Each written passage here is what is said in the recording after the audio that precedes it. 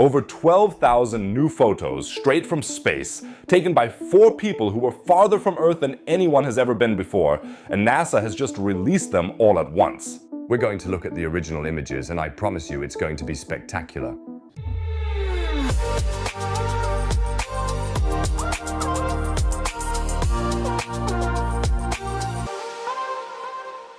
The Artemis II mission was incredible. 4 astronauts, Reed Wiseman, Victor Glover, and Christina Koch from NASA, as well as Canadian astronaut Jeremy Hansen, flew into space in early April, orbited the moon, and returned safely to Earth 10 days later. This was the first time since Apollo 17 in 1972 that humans had flown to the moon.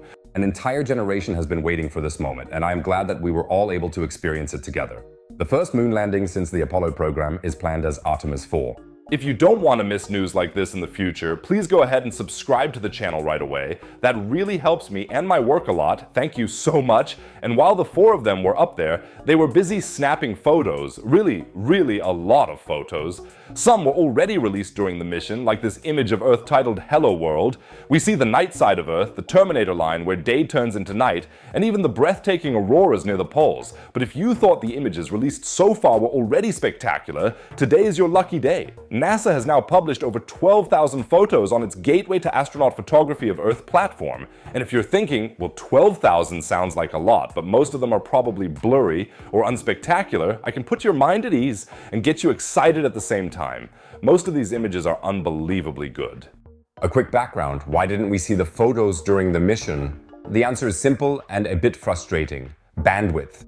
As is well known, Wi-Fi in space isn't the best, and NASA had clear priorities during the mission. Communication was mainly focused on mission-critical data, telemetry, system statuses, navigation, and safety data. Photos for humanity's Instagram gallery were only a secondary priority.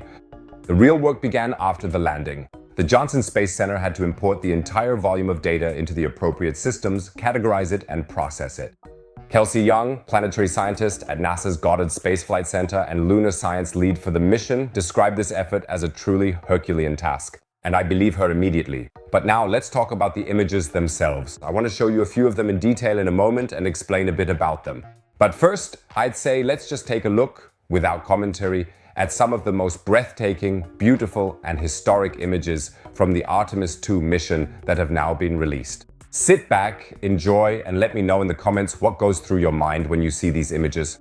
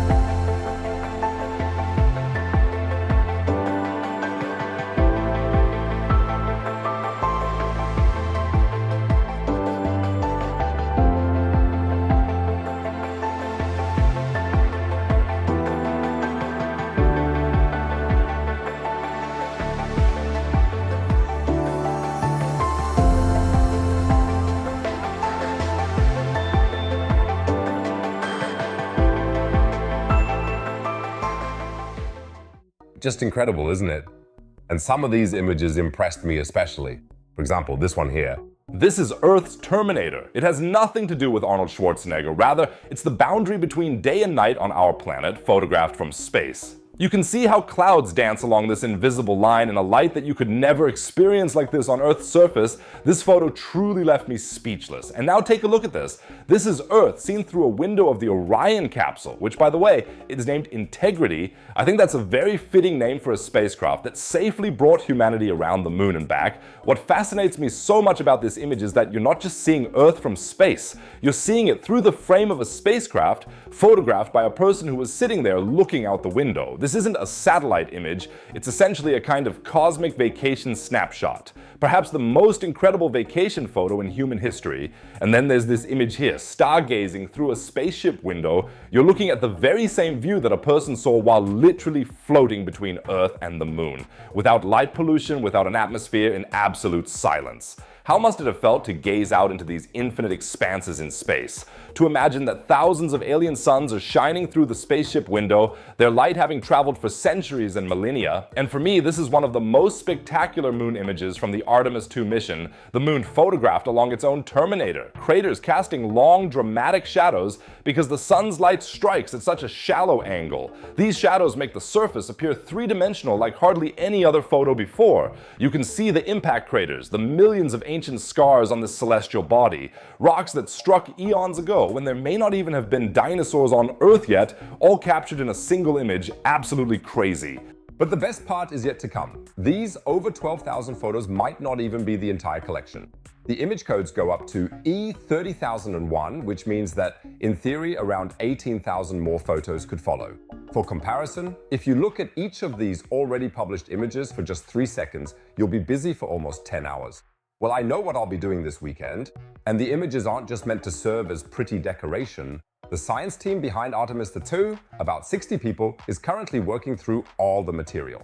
This is real research. The color and brightness of the lunar surface as clues to its geological history, real-time observations of meteorite impacts on the moon, potential landing sites for future missions, and even analyses of the moon's wafer-thin atmosphere. Along the way, scientists will also have to weed out the inevitable share of blurry images and misfires. After all, even astronauts sometimes take photos with their thumb half hanging in front of the lens. But the vast majority of these images are simply fantastic. NASA scientist Kelsey Young summed it up: it's hard not to be utterly awestruck by some of these images. The science team has until October to publish its preliminary reports and feed the complete dataset, including all lunar photos, into NASA's planetary data system. This is essentially the vast scientific archive where data from every NASA mission relevant to planetary research is stored. Added to this are voice recordings made by the astronauts during the lunar flight. These will also be made publicly available, along with a user manual designed to help researchers make the most of the material.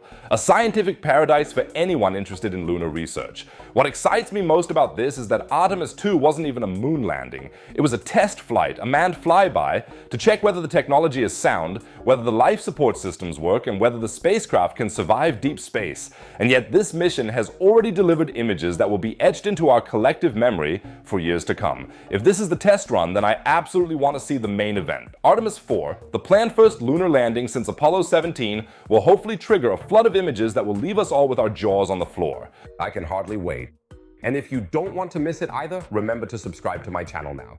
Thank you so much, everyone. And speaking of spectacular discoveries, now let's leave space and dive deep into the Earth, because Germany is home to the world's deepest active borehole. 9 kilometers deep, on par with the decommissioned Kola borehole in Russia. And what the scientists found down there was something no one could have expected. Be sure to click on the video in the top right corner for the original footage from the depths of the borehole. As always, there's another video about science and space in the bottom right corner. Otherwise, I'd say see you in the next video. Take care, everyone.